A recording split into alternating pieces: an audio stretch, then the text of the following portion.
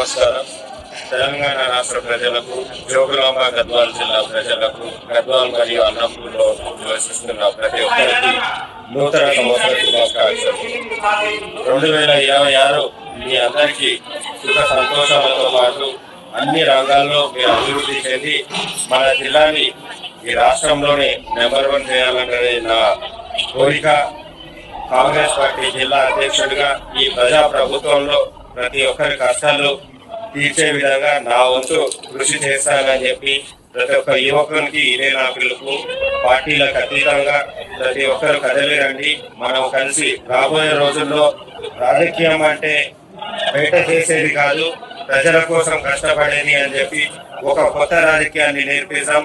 ఇదే నా పిలుపు. నూతన సంవత్సరంలో నూతన ఉత్సాహంతో మనమందరం ప్రతి ఒక్కరికి తోడుగా ఉండి రాజకీయం అంటే ప్రజల్ని ఆదుకునే వాళ్ళు ఈ ప్రజా ప్రభుత్వంలో రేవంత్ రెడ్డి గారి నాయకత్వంలో మహేష్ అన్న అండతో ప్రజలందరినీ మన స్పెషల్లీ జోగులాంబ గద్వాల జిల్లాలో ఉన్న ఎన్నో సమస్యలు విన్నాను.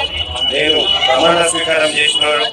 పార్టీలకు సంబంధం లేకుండా దగ్గర 15,000 మంది నన్ను వచ్చి ఆశీర్వదించి వెళ్ళారు. దాని తర్వాత ప్రజాబంగ్లాకు ప్రతిరోజు వేలాది మంది వచ్చి వాళ్ళ శుభాకాంక్షలు తెలపడమే కాదు, వాళ్ళ ఇబ్బందులు కూడా చెప్పారు. ఆ ఇబ్బందులన్నీ తీర్చడానికి ప్రతి యువకుడి సాయం నాకు అవసరం.